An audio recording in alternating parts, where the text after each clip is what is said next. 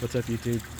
Today I'll be reviewing the cheapest rotary drum filter that you can buy on Amazon.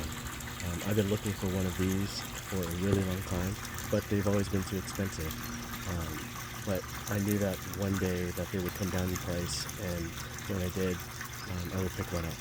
So they've always hovered around $1,000 to $2,000, which is way beyond my price range when it comes to filters.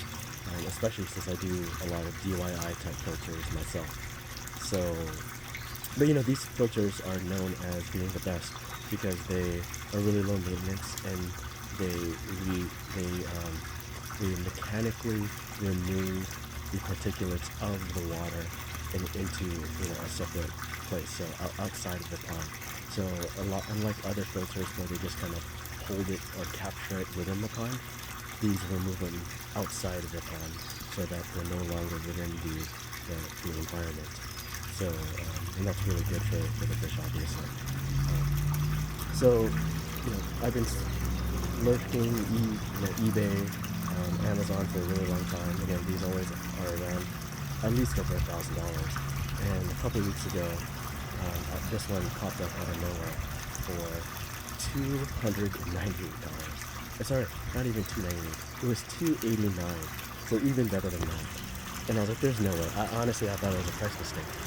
So I went ahead and took the plunge. I said, okay, I'll probably, it's either a price mistake or these are going to be really bad, one of the two.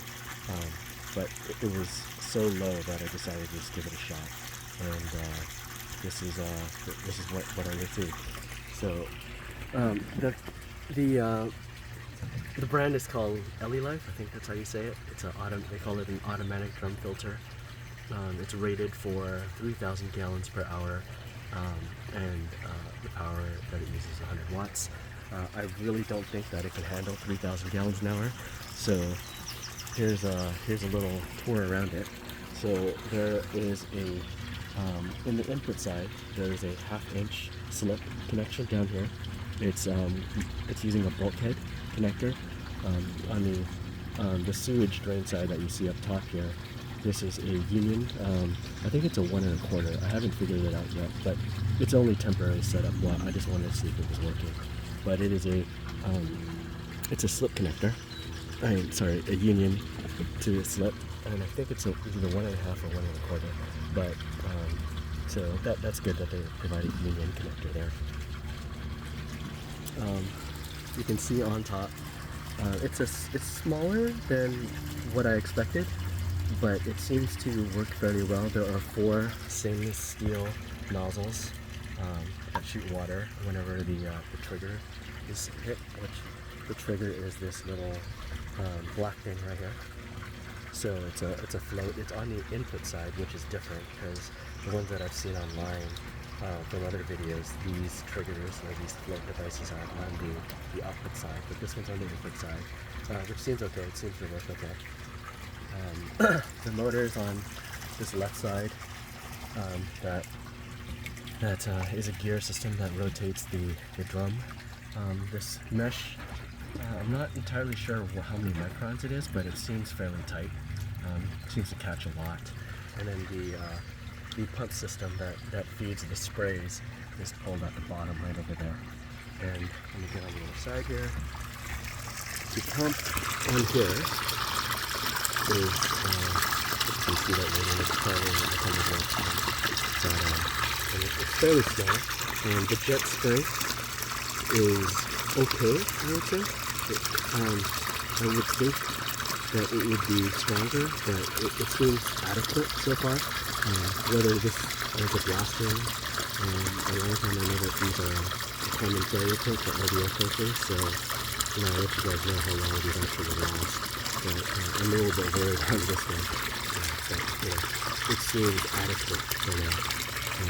So the intake for the spray comes through here up to the pressure, it's pressurized, and then up to the top. Now, I will say that this it seems to be working so far so good. This is the control unit. It did not come with instructions on how to on how to program this. But out of the box, it seems to work fine.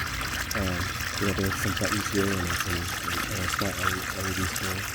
I have no idea what they do. I tried hitting a couple buttons and it's not obvious on what they do and how it works.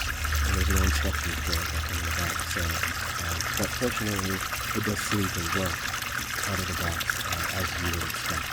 So it's one of the downsides of this thing.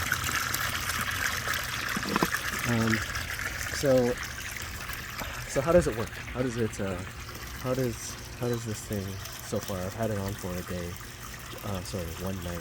So about 10 hours just to see how it's working. I'm currently feeding it out of my skimmer just as a temporary setup to see if it works. So I have a Danner 2,000 gallon per hour pump in my skimmer right now. So that is pumping realistically probably about 1,500 gallons per hour into the 1.5 inch. Again, the 1.5 inch is kind of small. I'll have to replumb a few things because most of my pipe is either a 2-inch or a 3-inch, and so I'll either have to cut a hole that's larger or get a reducer to go into the 1.5 inch entry. So how it works is once the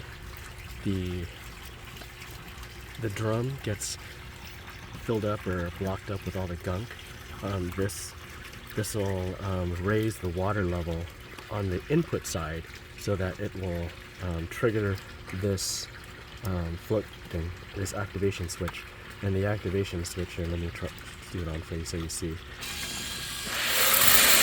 That is about the power of the jet to clean off the drum.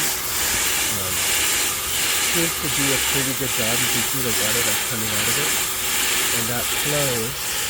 And for about one night, this is what I got out of it. So this is pretty filthy. Most of it is actually just algae. It's not that bad, but you can kind of see the water that comes out. That it captures out of the drum, that gets filtered out and gets put into this, where eventually this will, be turned into plant fertilizer. So far so good. It seems to be doing a good job doing what it's supposed to do. I haven't had any, for the price, I don't think you can go wrong with this. I mean, for $289 on Amazon right now, I'm already thinking about buying a second one just for parts, because the one thing we don't know about this is reliability, and you can buy a warranty that's about $35,